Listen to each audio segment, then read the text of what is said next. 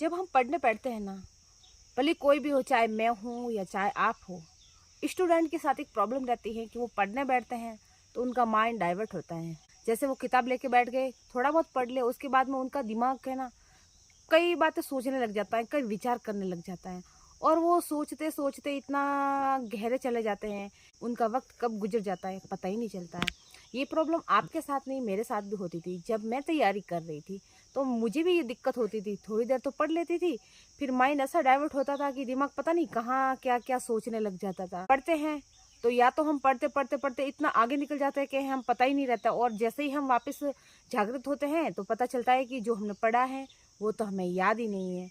और उसके बाद में दूसरी कंडीशन ये है कि हम जब हमारा माइंड एक कॉन्सेंट्रेट नहीं होता है पढ़ाई में ना, तो हम एक ही लाइन को बार बार बार बार पढ़ते जाते हैं, और ऐसे करते करते आधा घंटा भी निकल जाता है। और उसके बाद में जैसे ही वापस हम कॉन्सेंट्रेट होते हैं पढ़ाई में, फिर लगता है कि यार अभी वही लाइन पढ़ रहे हैं और इतना सारा टाइम निकल गया। ऐसा मेरे साथ में भी होता है। जब मैं पढ़ने बैठती थी तो मैं एक ही बात को सोचने लग जाती थी, वो सोचती रहती थी, और जो मैं पढ़ रही हूँ उसी लाइन को मैं पढ़ती जा रही थी। वापस आधा घंटा बाद, 15 मिनट बाद, 20 मिनट बाद वापस जैसे ध्यान आता तो लगता कि यार मैं एक ही लाइन को कब से बार बार पढ़ी जा रही हूँ।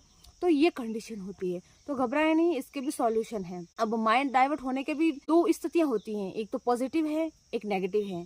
जब बच्चे तैयारी करते हैं, देखो सपने हैं ना, हर इंसान देखता है, और सपने देखने भी चाहिए, क्योंकि जब हम सपने देखेंगे ना तभी तो पूरे होंगे।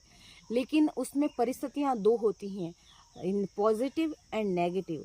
अब पॉजिटिव में तो होता ये है कि जब हम पढ़ने बैठते हैं तो हम एग्ज़ाम के बाद की सोचने लगते हैं कि अरे यार मैं तैयारी कर रहा हूँ, मेरे इतने नंबर आ जाएंगे, मैं सिलेक्शन हो जाएगा, उसके बाद मैं ज्वाइनिंग करने जाऊँगा, मैं ऐसे सेल्फी लूँगा, ऐसे फ़ोटो खींचूँगा, वो स्टेटस में लगाऊंगा, मेरी इतनी पेमेंट होगी, मैं वहाँ घूमने जाऊँगा, वगैरह वगैरह। ये पॉजिटिव थिंकिंग है।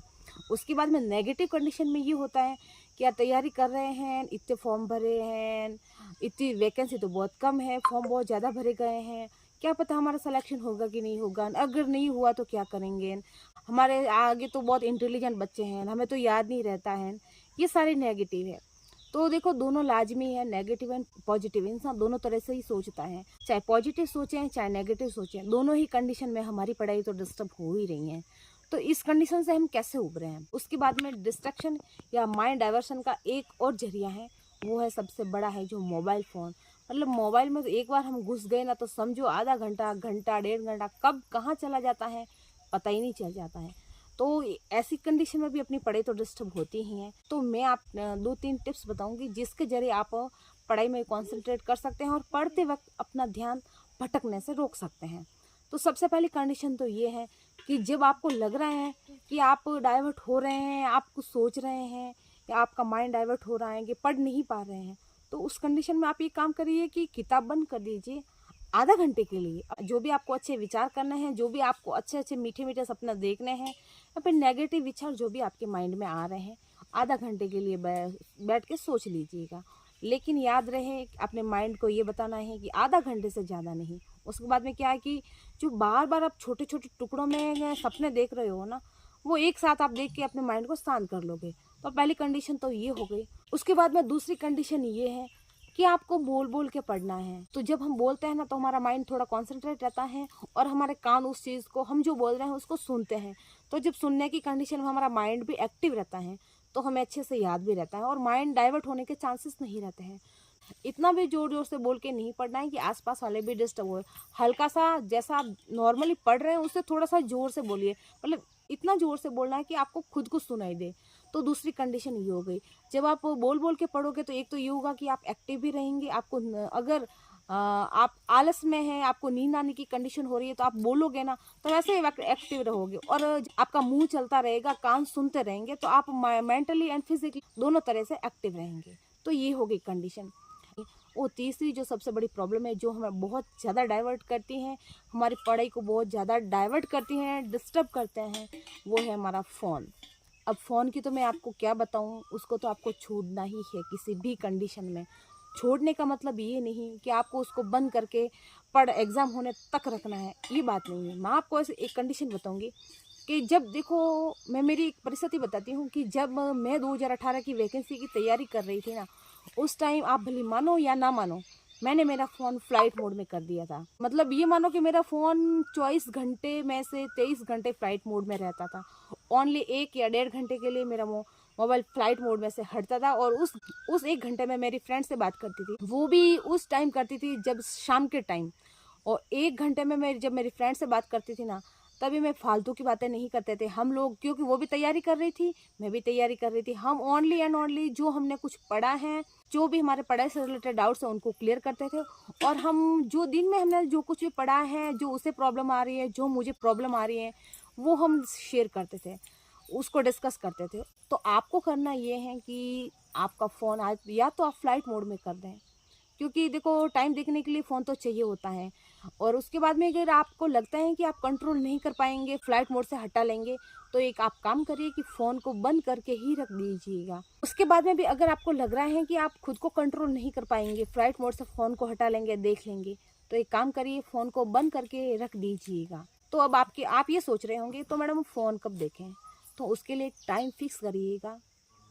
टाइम कब का फिक्स करना है, शाम का या दोपहर का, जब आपको लगे कि आपकी पढ़ाई हो चुकी है, आप थक चुके हैं, अब आपका पढ़ाई में मन नहीं लग रहा है, तब आप घंटा या डेढ़ घंटा अपने फ़ोन को दीजिए। जो कुछ भी देखना है देख लीजिएगा, जिससे भी बातें करनी है कर लीजिएगा, लेकिन कोशिश ये करें कि फालतू की बातें नहीं करें, गप्पे नहीं लड़ाएं।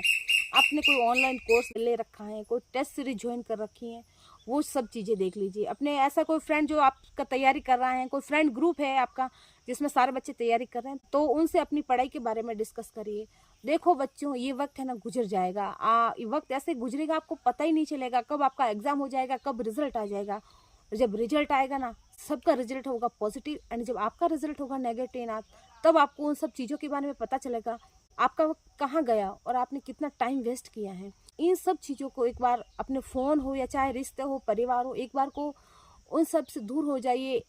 साल डेढ़ साल खुद के लिए दीजिए। अगर आपने साल या डेढ़ साल का वक्त खुद के लिए निकाल दिया, आपकी जो ज़िंदगी है ना, वो संवर जाएगी, सुधर जाएगी।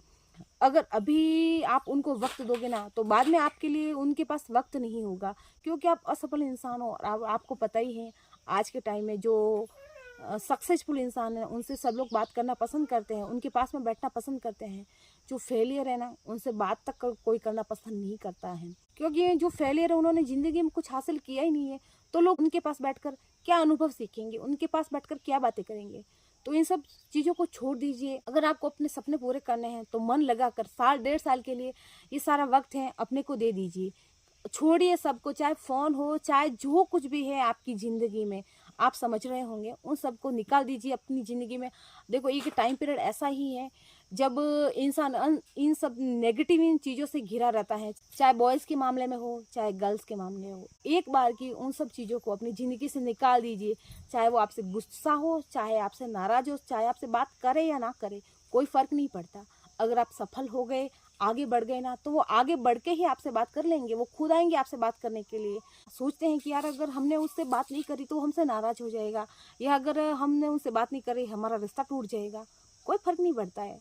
जब आप अगर सक्सेस हो गए, आपकी नौकरी लग गई ना, तो वैसे सारे आपके रिश्ते बन जाएंगे। अगर आप पर फेलियर का टैग लग गया या फेल हो गए ना, तो अपने आप की ज़रूरतें नहीं है दूर होने की, वो खुद ही आपसे दूर हो जाएंगे। तो पढ़ लीजिए, अपनी ज़िंदगी बना लीजिए। अपने एग्जाम से रिलेटेड, आपको परीक्षा से रिलेटेड, बुक से रिलेटेड किसी भी प्रकार की क्वेरी है तो कमेंट करके बताएं। मैं आपके सवालों के जवाब देने की कोशिश करूंगी। मैं चाहती हूं कि जो बच्चे तैयारी कर रहे हैं वो आगे बढ़े, और कहीं ना कहीं उनकी तैयारी में थोड़ा बहुत योगदान मेरा भी हो। और जिस तरीके से मैंने मेरे सपनों को पूरा किया है, आप भी अपने सपनों को पूरा